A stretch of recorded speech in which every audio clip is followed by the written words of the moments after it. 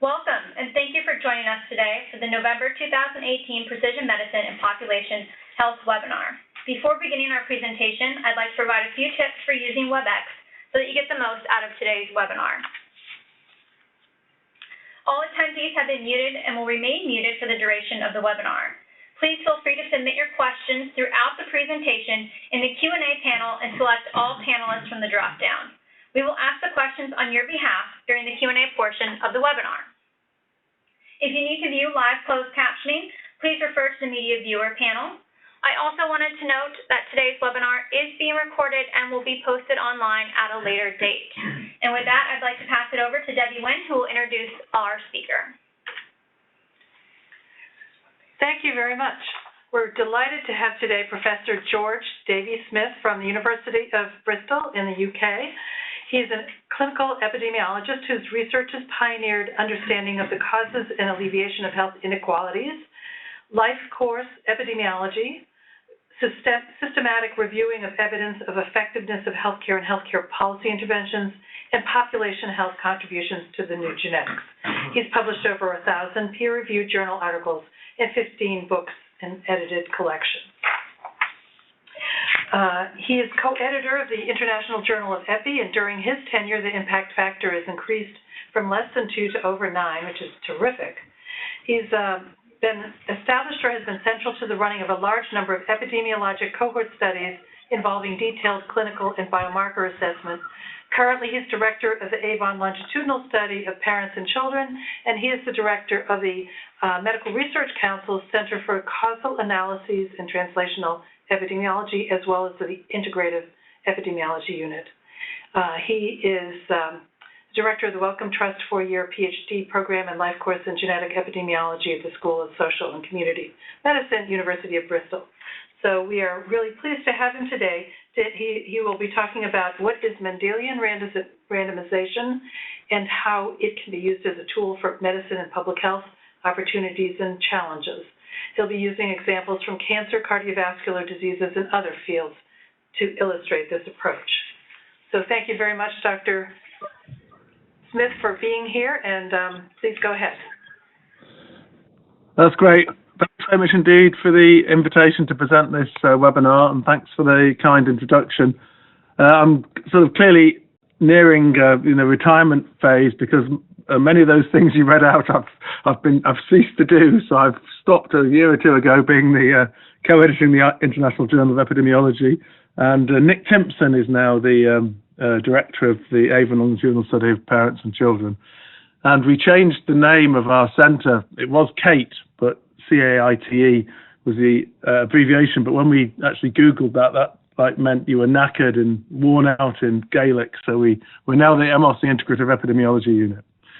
So, as I say, thanks again for this invitation. I'm going to talk briefly, well, not that briefly, about 40 minutes less on Mendelian randomization, and then there'll be questions and answers, hopefully. And now, so this is just the outline of the talk. I'm going to give a brief introduction to MR, and then describe the instrumental variables assumptions that are necessary for interpreting Mendelian randomization studies, a series of sensitivity analyses and ways of checking the assumptions, or at least doing sensitivity analyses for the assumptions, and finish on describing or discussing Mendelian randomization when you're looking at disease liability. So I'm starting with a schema of conventional observational epidemiology, where you measure your modifiable exposure, for example, cholesterol levels or C-reactive protein, that sort of factor, or behavior, smoking, alcohol consumption, physical activity. You measure that in a large group of people and then follow them up and relate the exposure to the outcome, for example, coronary heart disease. But when examining this relationship, there are, of course, many confounders that could come into play, factors that influence both the exposure and the outcome and leads to an association between the two, which is non-causal. So, for example, smoking increases the levels of C-reactive protein and also increases the risk of coronary heart disease. And and would confound the association of C-reactive protein and coronary heart disease. Or secondly, you could have reverse causation, and that would be that the disease process, for example, atherosclerosis, which leads to coronary heart disease, the disease process influences the exposure. So atherosclerosis is an inflammatory condition and would increase your C-reactive protein. And that then would lead to there being an association between the two, including a prospective association, which is due to actually early stages of the outcome influencing the exposure. That'd be reverse causation. So the trick in Mendelian randomization is to take what is called an instrumental variable. This is something which reliably associates with your exposure, but will not suffer from the confounding or the reverse causation that you see in a conventional observational study. So genetic variants can serve as such instrumental variables. So consider genetic variants which are reliably associated with LDL cholesterol level. The genetic variants will not, in general, be confounded by the socioeconomic, behavioral, lifestyle, physiological factors which would confound a conventional observational association. And second, obviously, the disease process cannot influence your germline genetic variants, the variants you received at conception. So there's no reverse causation, and generally there is no confounding. Thus, the instrumental variable or the genetic variant can serve as a proxy. In the observational association, it's often impossible to exclude confounding or reverse causation, but the genetic variant will not suffer from the confounding or the reverse causation that the measured risk factor, the measured exposure or cholesterol level here, for example, would suffer from. So in this setup,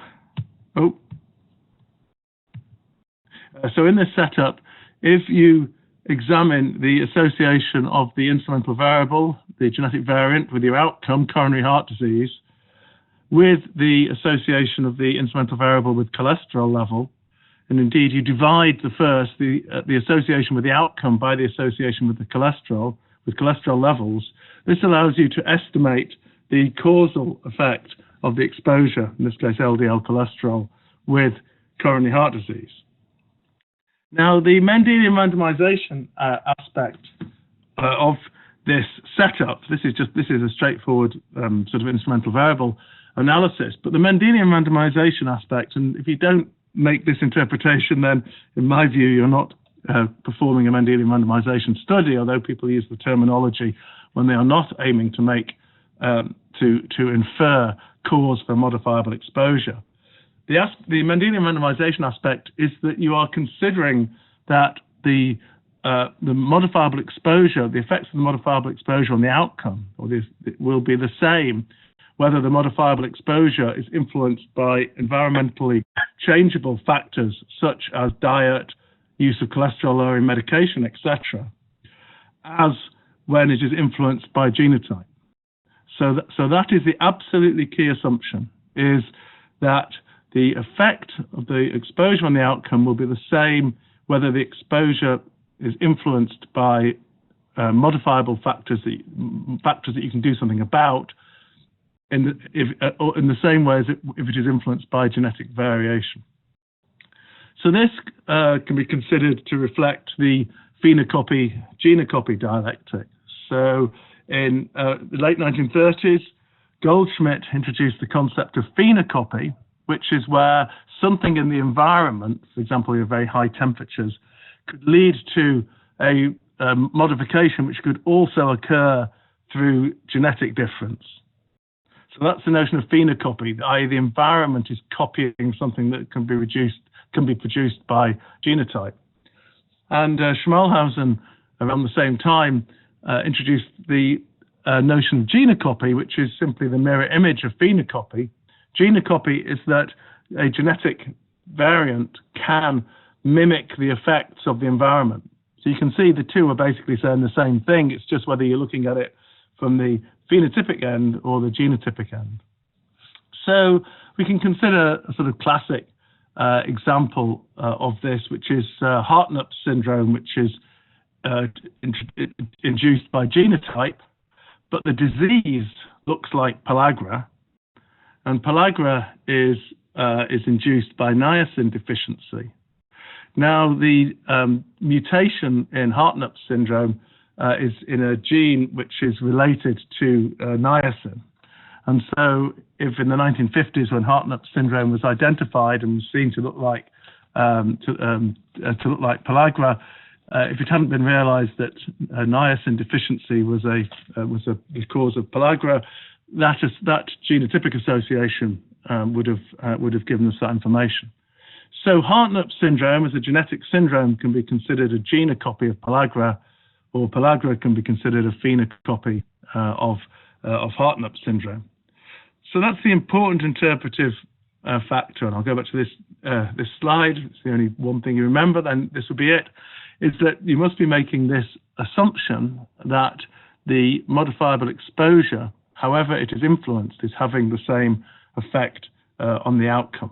And that's how you can use the genotype to infer something about how modification of exposures will change disease risk. So, I mean, this is commonplace in developmental genetics, the notion of gene-environment equivalence or gene-environment interchangeability that Mary West Eberhardt, for example, discusses at length. This notion that gene expression is changed, it will have the same impact whether it's changed by a genetic difference or by an environmental influence. Or there's a nice quote from Zucker, Candler, and Villett that no doubt all environmental effects can be mimicked by one or several mutations. I think that's maybe a slight overstatement. I mean, I think being hit by a bus probably can't be mimicked by mutations, but many of the things that we're interested in preventative medicine, for example, can be mimicked by genetic variation. So just one example here of Mendelian randomization, and this is in the examination of selenium and prostate cancer risk.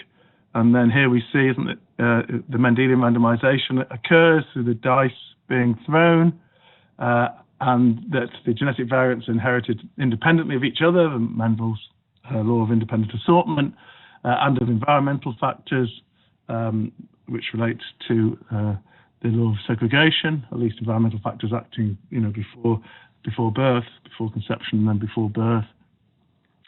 So the genetic variants serve as instrumental variable for the modifiable exposure, which is selenium. In the observational studies, selenium levels or selenium intake will be confounded, and there may be reverse causation. Perhaps the early stages of prostate cancer influence your selenium levels. So there was a substantial amount of epidemiological and other evidence which suggested that selenium protected against prostate cancer risk. Indeed, this evidence was considered substantial enough to launch a large-scale randomized controlled trial, which was called the SELECT trial. So on the left, we see the RCT, where the randomization method randomized people either to a placebo or to selenium supplementation, which increased plasma selenium levels. On the right-hand side, we see the Mendelian randomization equivalent. Of course, the randomization there is at conception, so it's likely that from soon after conception on, it is likely that the fetus and then the adult will be exposed to different levels of selenium.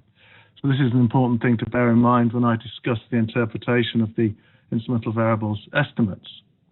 But as with the randomized controlled trial, if you randomize by genotype, you're carrying out the equivalent of an intention to treat analysis. You don't take into account what the actual selenium levels are in folk. You analyze by genotype. Just as in a randomized controlled trial, your intention to treat analysis is by what they were originally randomized to, not what their selenium levels are. So in the SELECT trial, despite the sort of substantial evidence there was from observational studies, the randomization to selenium supplementation did not reduce prostate cancer risk, and that was in the trial. And then in Mendelian randomization study, using 22,000 cases and 22,000 controls from the practical consortium,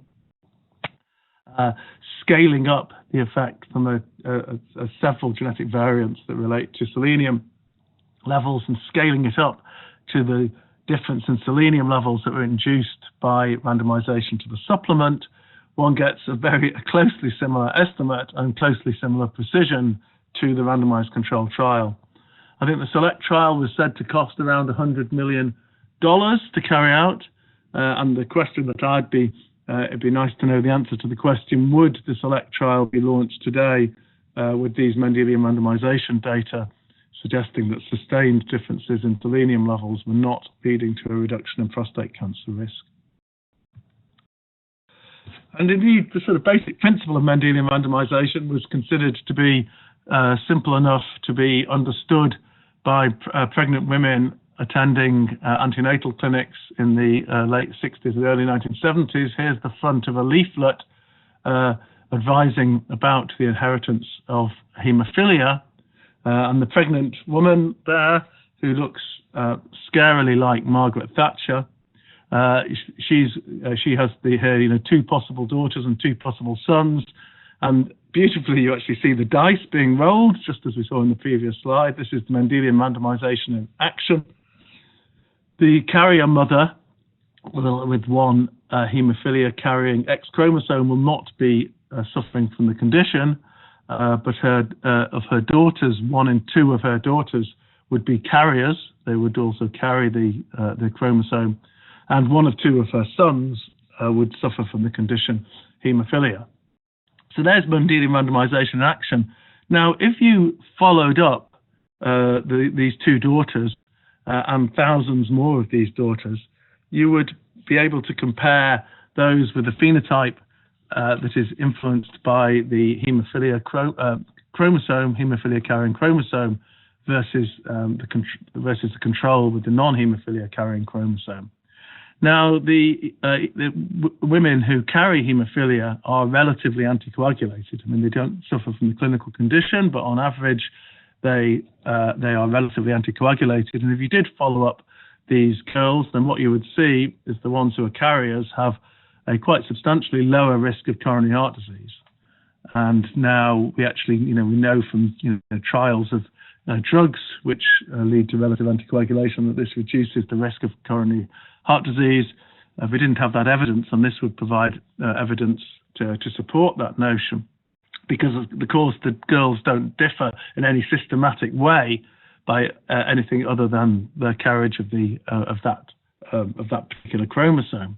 They don't differ in other ways. Indeed, they look pretty identical. So they look as though they don't have any confounding differences between them, and indeed they wouldn't. So there's a couple of studies have done precisely that, and as I say, have looked at the risk of coronary heart disease in carriers versus non-carriers and found that difference. Mendelian randomization today is often carried out using the 2-sample approach. In the 2-sample approach, you obtain genetic variants that relate to the exposure from one GWAS, and then you look at a GWAS for the outcome in what is meant to be a similar population in terms of ancestry, etc., but where you have genetic data on how the genetic variants relate to the outcome, and from that you can infer or calculate the supposed causal effect of the exposure. 2-sample Mendelian randomization allows Mendelian randomization to be carried out at home, as it were, using platforms like MRBase, and does render it a quite simple way of obtaining some evidence. Now, the assumptions that you need to make in a Mendelian randomization study can be are the same as the instrumental variables assumption, because that's the analysis you're carrying out. The first assumption, or the relevance assumption, is that the genetic variant is reliably associated with the exposure. This is the only one of the assumptions you can actually test. We can do a statistical test of whether the genetic variant does indeed relate to your exposure. The second assumption is that the genetic variant is independent of confounders, or in epidemiological terminology, exchangeability, so that the groups defined by genotype do not differ by confounding factors.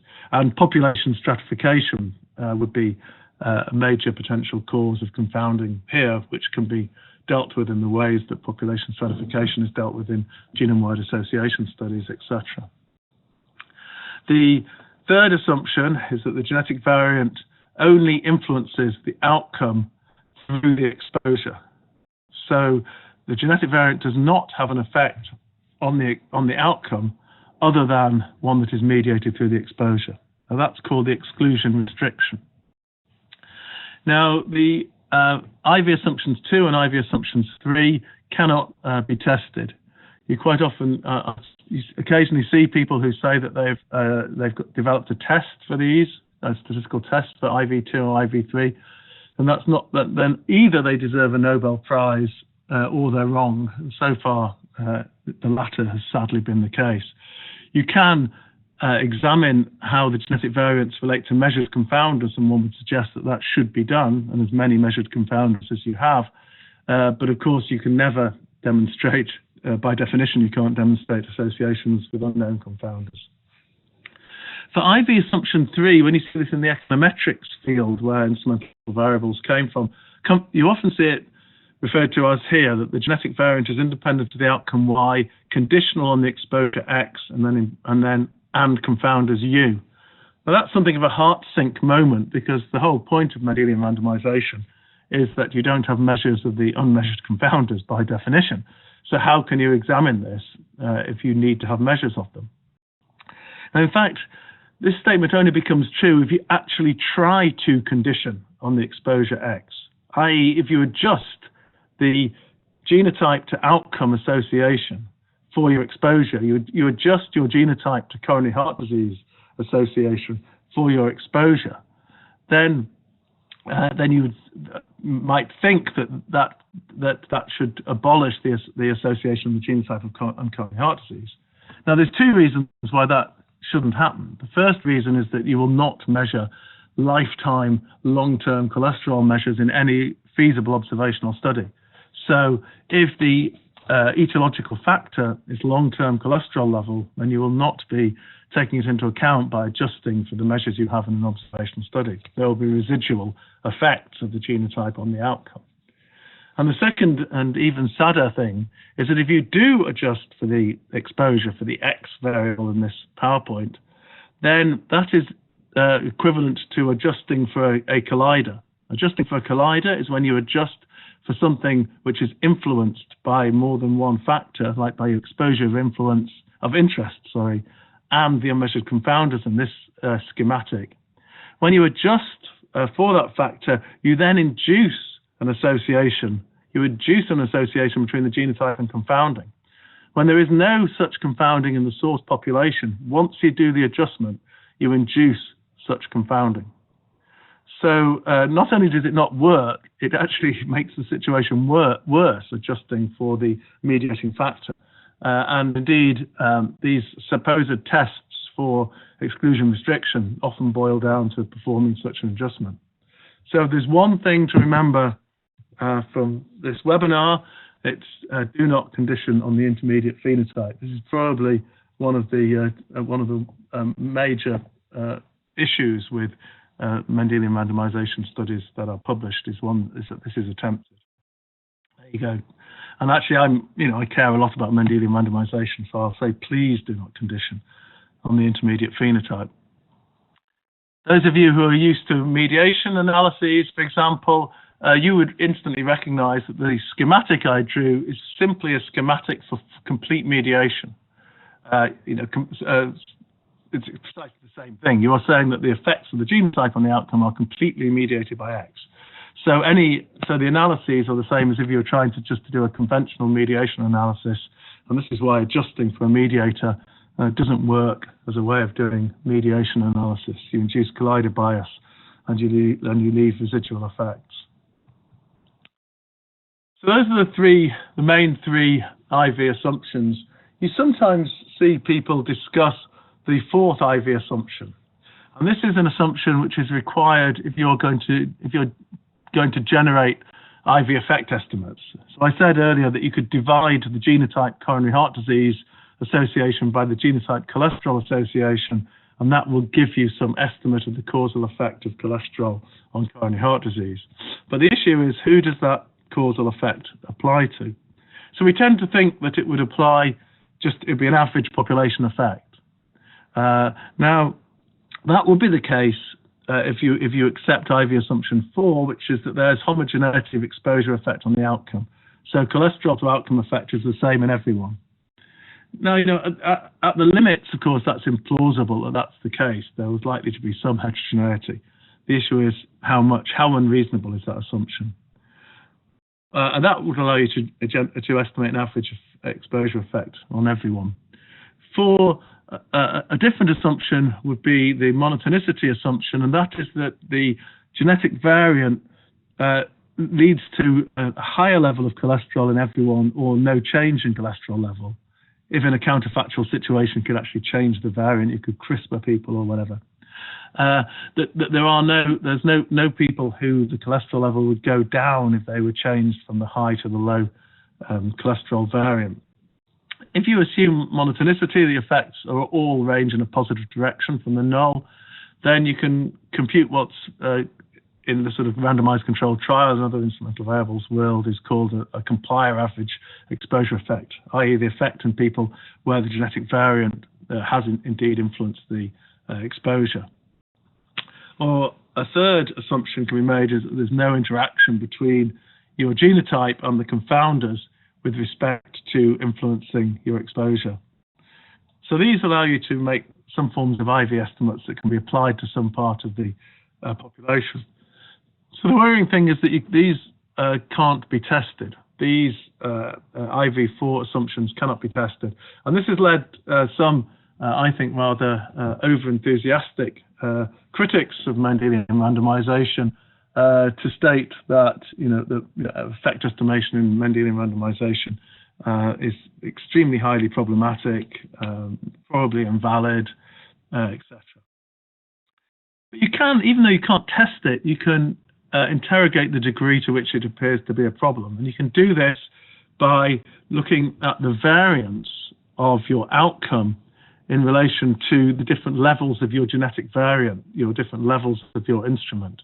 Because violation of any of those three components, the homogeneity, monotonicity, or the no interaction, all of them would lead to a variance increase, an increase in the variance at one level of the instrument compared to another level of the instrument. There would be a difference in variance if this was the case, whatever you consider to be the treatment allele, unless there's an utterly implausible complete crossover situation, which is literally is utterly implausible. So you'd expect to see a variance difference.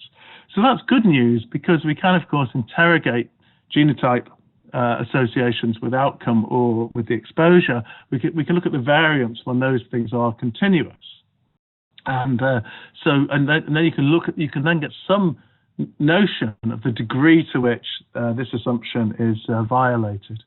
And this was realized, or this was discussed many years ago by R.A. Fisher. So R.A. Fisher, of course, is celebrated for introducing randomized controlled trials. In fact, as his daughter Joan Fisher Box wrote, as of other people, Fisher modeled the randomized controlled trial on Mendel's law of independent assortment. He was absolutely explicit about that in a 1951 lecture. So Mendelian randomization actually came before randomized controlled trials. Randomized controlled trials is the Phenocopy of Mendelian randomization, if you like. But anyway, Fisher was being criticized. Fisher's randomized controlled trials, which were in the agricultural field largely, were being criticized by people making the same criticisms about that heterogeneity of response doesn't allow you to make any sensible interpretation of who would benefit. And in a letter to H.E. Daniels, he said this rather beautiful thing, which is that this point has, I think, received a rather large amount of theoretical attention, which it has chiefly through lack of contact with the practical experimental situation. I.e., the people who are raising this problem were ones who had never got close to a randomized controlled trial and didn't actually have any sense of how plausible it was as a serious violation. And I think the current situation in Mendelian randomization is that the folk who are raising this issue are generally rather distant from actually doing studies. And certainly, unlike Fisher, they haven't realized that you can look at variance differences as a way of getting some evidence of how extreme the violation is. And of course, we have massive genome-wide association studies, which allows us now to have huge power to really characterize the variants very well.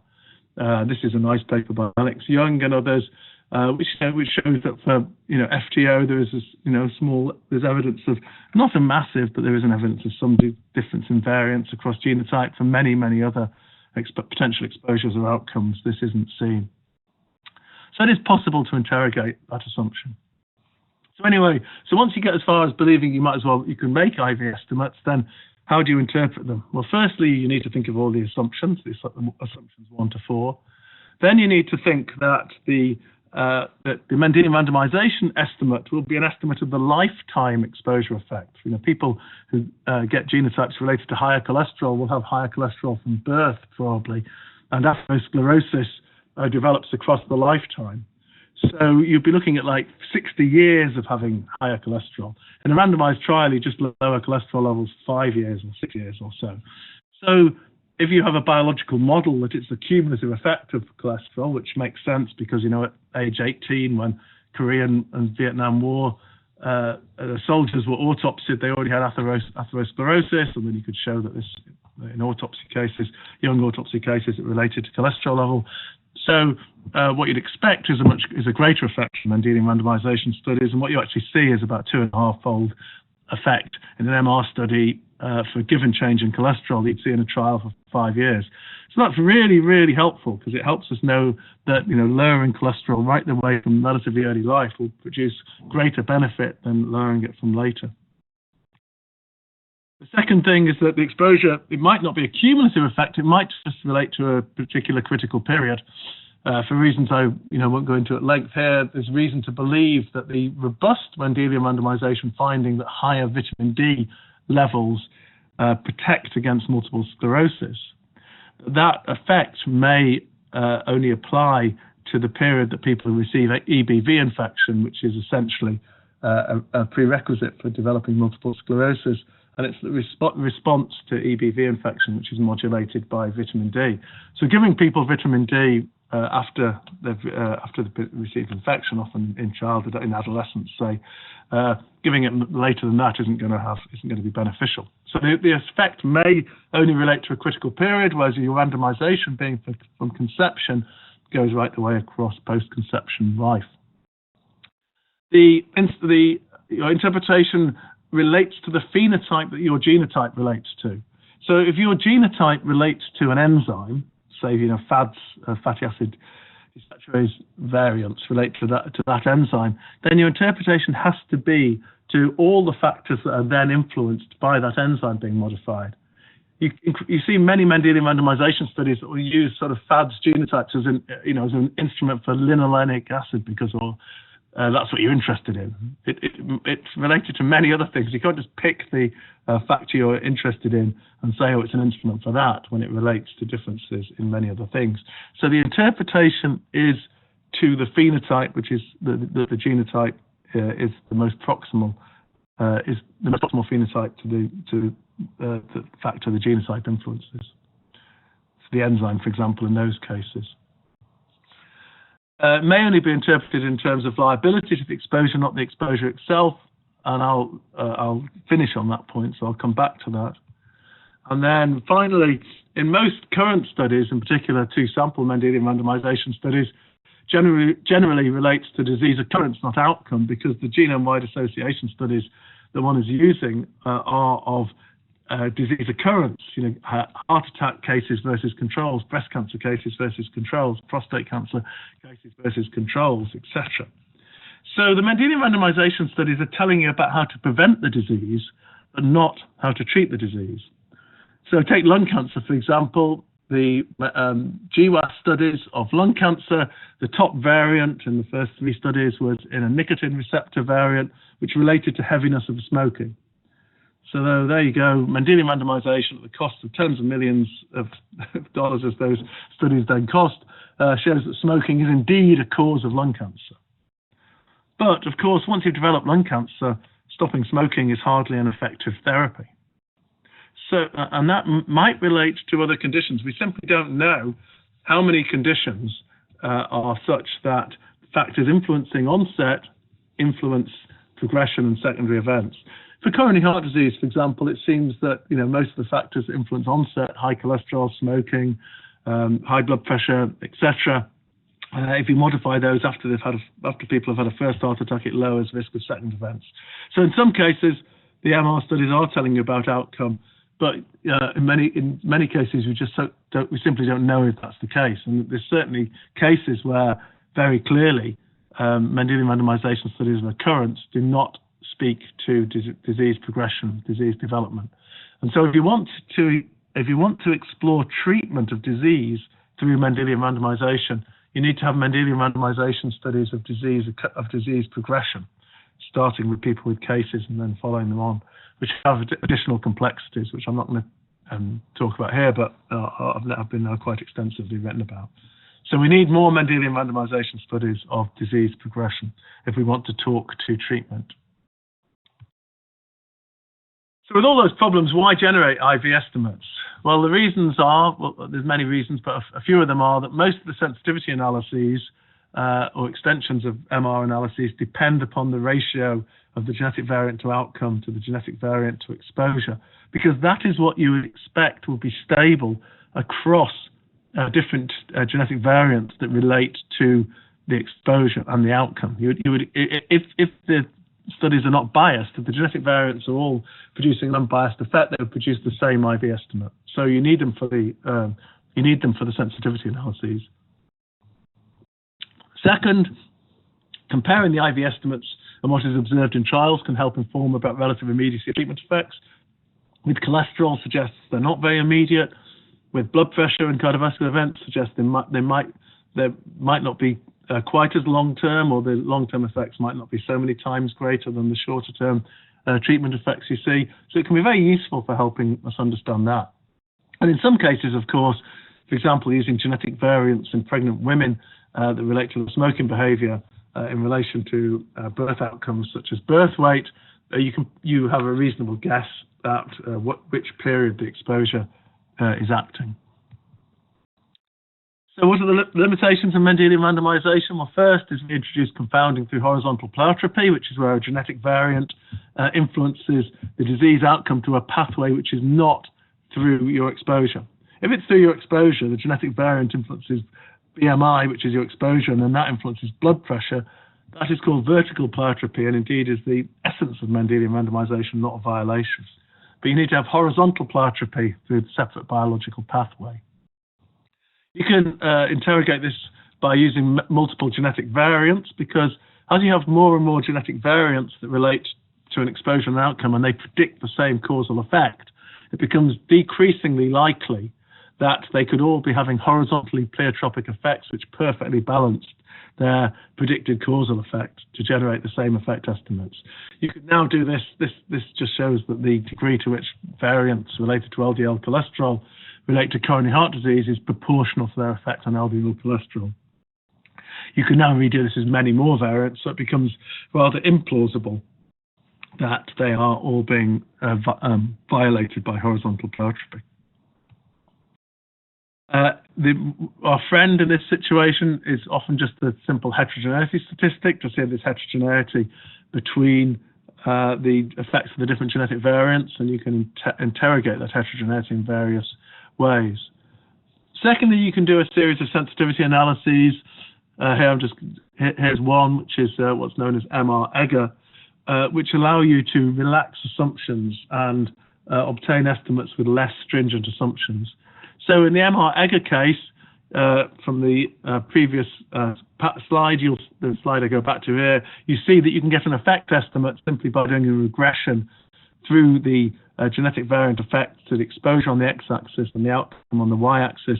If you force that through the origin, the slope of that is your causal effect estimate. In the MR-EGA setting, you simply don't force the line through the origin, and that then means that the intercept is an estimate of your unbalanced pleiotropic effect, the degree to which the pleiotropy pleiotropy distorts the estimate in one direction or the other. And if you don't force the intercept through the origin, the slope remains a valid causal estimate. You relax the assumptions of no pleiotropy here to the assumption that the strength of your genetic variance on the exposure, i.e. on cholesterol, does not perfectly correlate with any horizontal pleiotropic effect of those variants, which is certainly less stringent, but could of course be violated. But there are many such approaches, and more are arriving every day, which I haven't added here. It isn't that any one of these approaches is the correct approach. People sometimes say that there's a correct approach. They tend to say that their approach is the correct approach. They all have different sets of assumptions and all allow relaxation of assumptions in different ways. And the approach would be to run multiple sensitivity analyses, and things which remain robust under multiple sensitivity analyses are the most believable.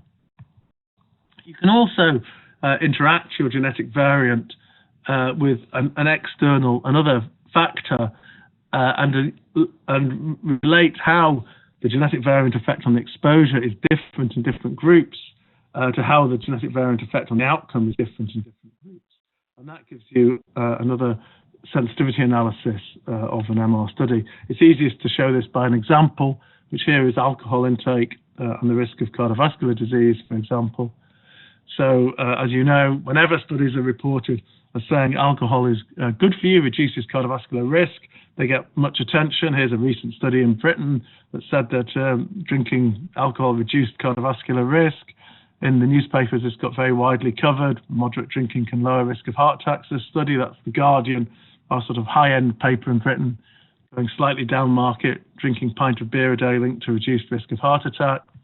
Further down market, Cheers, drinkers who have one glass of wine a night are at less risk of heart failure than teetotalers. Right down to the gutter of our press, the Daily Star. Here you see drinking alcohol slashes risk of heart problems if you drink this much per week. In the US, of course, Time was very sober. Alcohol's good for your heart most of the time. And in the Irish Times, good headline, moderate drinking may cut risk of heart disease. But I liked this thing here, that moderate drinking may be okay for heart disease, and even heavy drinking.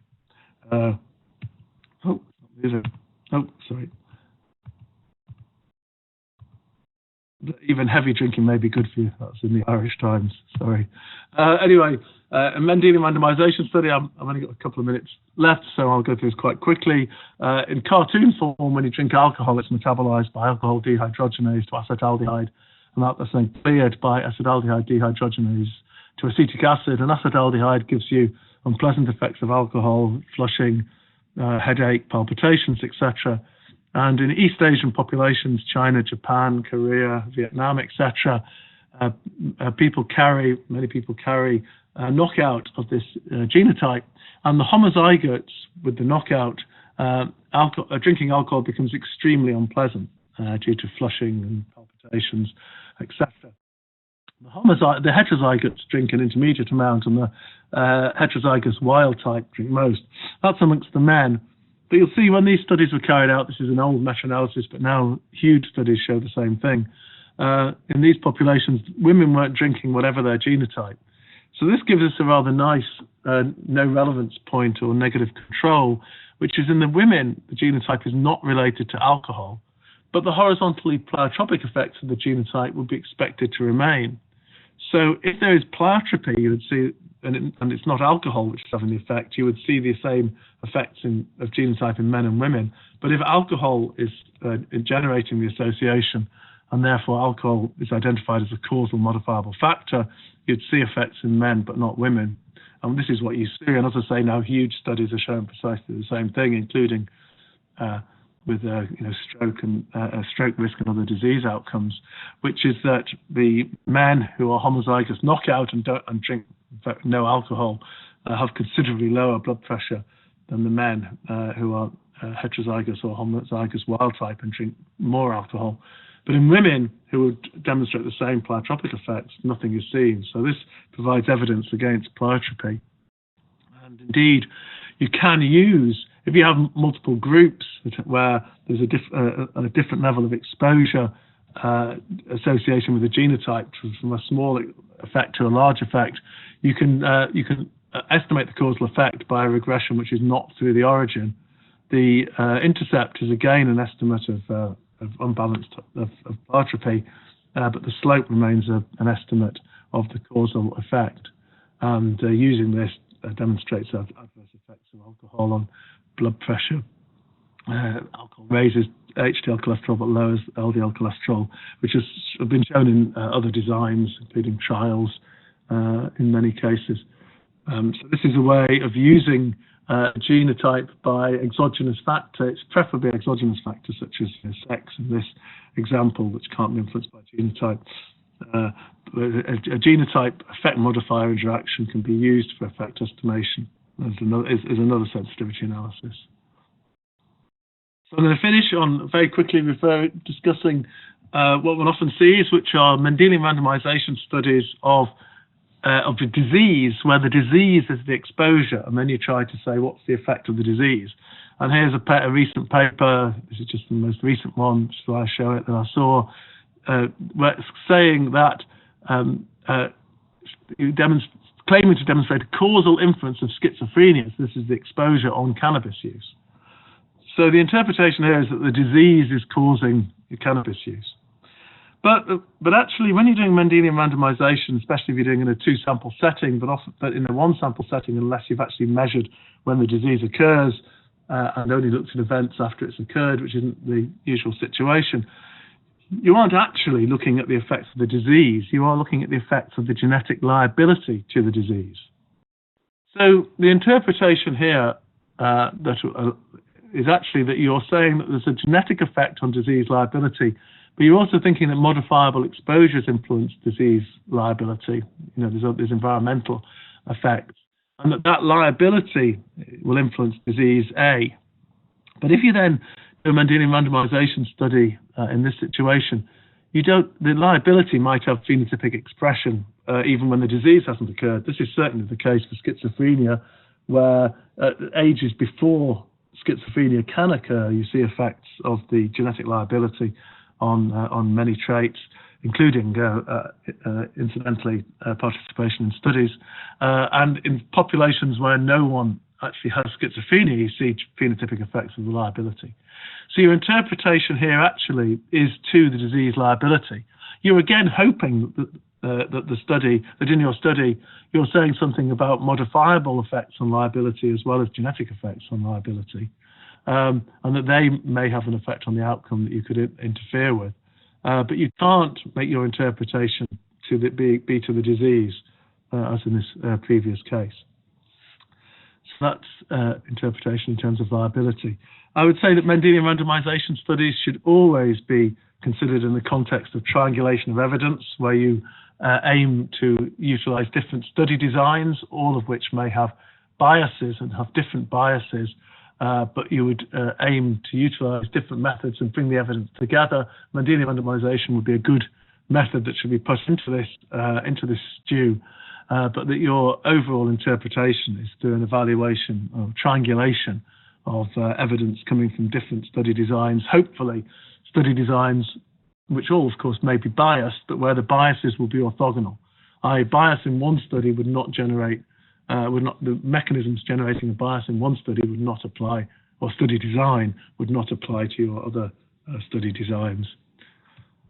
So I'd just like to finish by saying that I'm sure all of you want more on Mendelian randomization, and what better than 3 days in sunny Bristol in July 2019, when there will be the 4th International Mendelian Randomization Conference.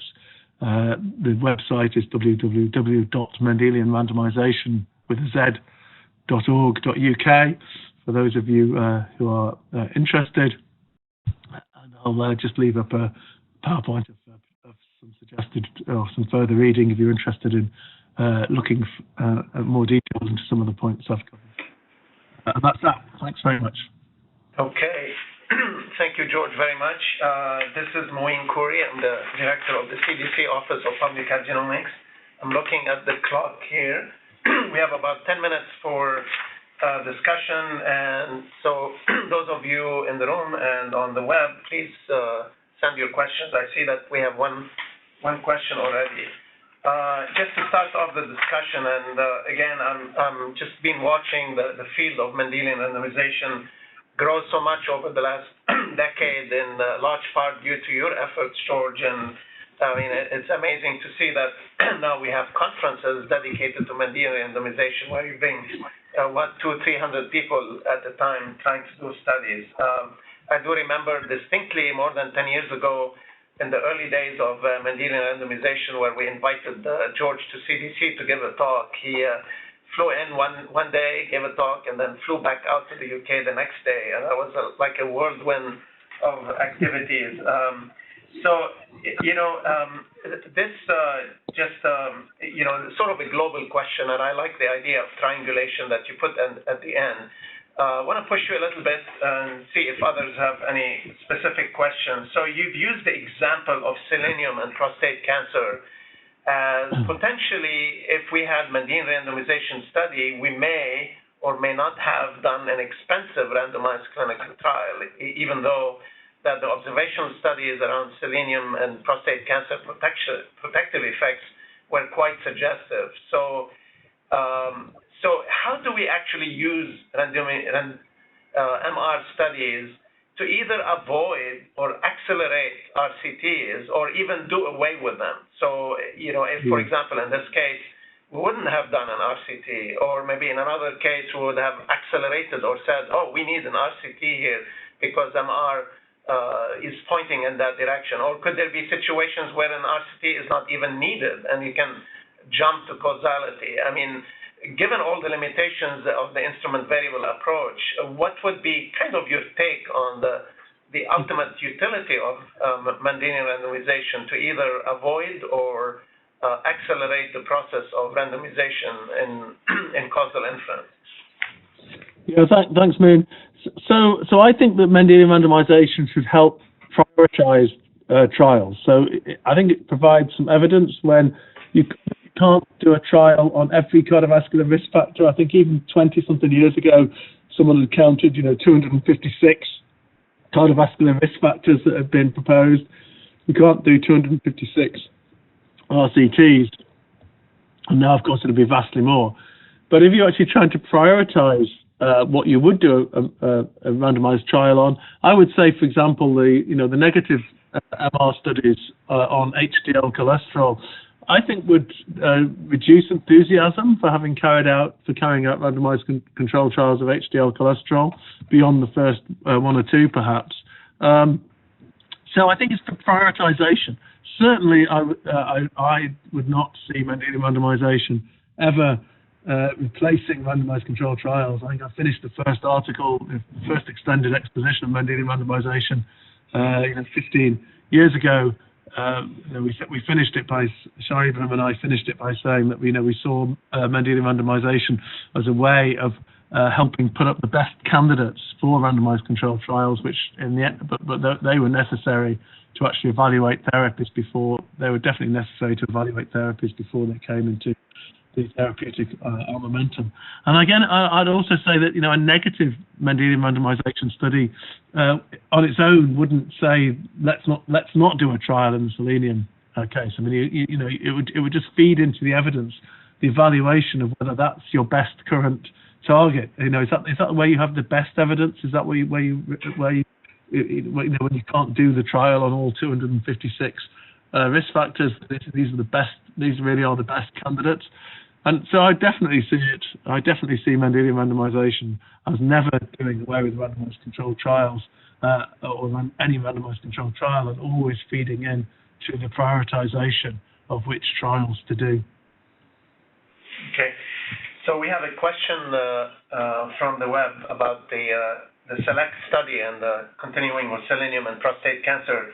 Was it possible to check for genetic variants in the SELECT RCT participants? That would be a nice thing if those data were available. Do you know, George, if such genotyping was done or could have been done, and do some group analysis? I agree very much. I don't think it's been done, and I don't know if they collected DNA. I mean, trials now would generally, large-scale trials would generally, at least retain samples, but people just sort of used to throw away the cells. I mean, I remember, very well doing, field work in epidemiological studies, 30 years ago, closer time when we would just discard the cell to getting the serum and the plasma. I mean, I think now they would be definitely kept, and it's a definitely extremely attractive approach to obtain DNA and genetic data within trials to allow replication of what's been seen from MR studies. But I don't know of any direct head-to-head data set that's been done, but that would be a fantastic study design. So we have one discussion point around the use of genetic risk scores that will be generated from GWAS data. So actually, one of our seminars earlier this year was on the use of genetic risk scores in medicine. And so the process of generating genetic risk scores usually emanates from GWAS data, and you end up with having not one genetic marker or variant, but thousands or dozens of them. So what are, if you can give us sort of a nutshell of your idea of the use and limitations of using a genetic risk scores from multiple SNPs rather than one gene at a time. I mean, what would be the problems with that? Yeah. So the advantages of those genetic risk scores are that they obviously have very considerably greater statistical power than any individual, single genotype. That's the advantage. You have high power. The disadvantage is that if there is unbalanced pleiotropy, then you've just got one instrument, and so you can't do any of the sensitivity analyses, except you could do the interaction sensitivity analysis. That's the only form. That's the only one really of the sensitivity analyses that you could do. The others, or the other commonly used ones, currently depend on having multiple genetic variants. So you have high power. In fact, for the straightforward, it was called inverse variance weighted estimator, which is basically the slope forcing the line through the zero in the cholesterol and coronary heart disease slide I showed. That estimator doesn't have much lower power than putting them all together in a single polygenic score. But of course, it's a lot more effort to do the whole stack of sensitivity analyses. So I see, I think there's a lot of use of polygenic scores for other things like prediction, etc., prognosis. Not for cause. So I'm not. This isn't saying that this is the only use of polygenic scores in any way. But in terms of cause, I see the particular use of polygenic scores is that you have high power. You can generate them in data sets. And you can use them for hypothesis generation, if you like, for looking at things that might be that factor A is influencing some downstream phenotype. And in fact, if you're interested in that area, Tom Richardson from our group has very recently put a paper on bioRxiv, which is a negotiable web-based tool which has generated about 150 polygenic scores in UK Biobank for 150 different traits, and then you can relate those to many hundreds of outcomes in UK Biobank, and you can this atlas is just a web available, and so you can look something up in a minute or two. Now, I mean, if you then obviously then it's the hard work of then following that up. If you do find such effects which give you some hint of some causal relationship, you need to follow it up with highly formal Mendelian randomization studies with all the sensitivity analyses, and you need to follow it with triangulation of evidence from other data sets. But there is a sort of tool available which gives you very rapid ability to interrogate phenotypic data in UK Biobank. All right, so two more questions before we let you go. I know it's getting late in Europe here, so we have two questions from the web. One of them is relevant to whether or not we can use Mendelian randomization to mitochondrial DNA. That's something maybe we need to scratch our heads a little bit on. The second question was relevant to whether or not Mendelian randomization can be used to study causal mechanisms inside the cell or body, like SNP as an instrument variable, finding the causal effect of gene A expression on gene B, like A regulates B. Yeah. Okay. So for the first one, I have to say that I've not had no experience of that. In principle, you should be able to get evidence from doing that. You have to think of what the phenotype was that the mitochondrial DNA is influencing, because I think the key thing is that, you know, in my view, Mendelian randomization is about making some interpretation about a modifiable exposure. So the question there is, what is your what is your modifiable exposure? And then for the second question, yeah, so definitely, you know, gene expression and methylation and these other phenotypes are indeed, you know, in principle modifiable unless, except whether for methylation it's an obligatory effect of a base switch. So absolutely, you can do Mendelian randomization of regulation of, you know, does expression influence methylation, or does methylation influence expression? That and there's quite a few papers doing that, or attempting that. The problem is that you very often have only one essentially just one instrument, you know, or several variants that are in LD equilibrium with probably with the same causal variant. So you can't separate pleiotropy from causation with just one instrument. But larger and larger GWASs might start producing more instruments and allow that to be the case. And in fact, many of you, I'm sure, will have, you know, come across the the omnigenic model and will have been interested in that notion. The latest paper from the group, which has been posted on bioRxiv, they then actually formalised that model, you know, as in terms of the fact that the peripheral genotypes, as they call them, they have their downstream influence in regulating core genotypes, which is a mediation model, and multivariable and Mendelian randomization, which I didn't talk about, but there's a paper by Eleanor Sanderson on in the further reading on multivariable Mendelian randomization, would be in fact you know, an ideal method for, you know, testing those sorts of associations for you know, for looking at regulation and looking at regulation of one gene on other genes. So this is an area which is in its extreme infancy, but is certainly one where some of the methods developed in Mendelian randomization would have relevance. Okay.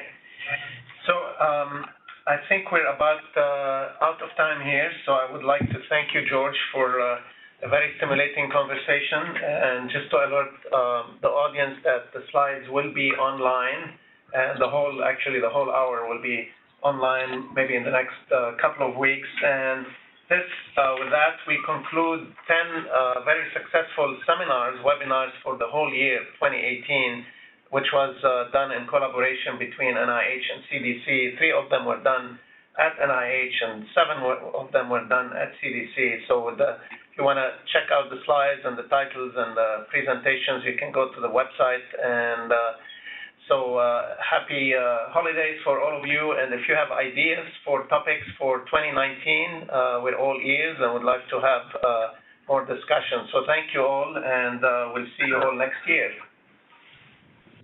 Great. Thanks very much. Thank you.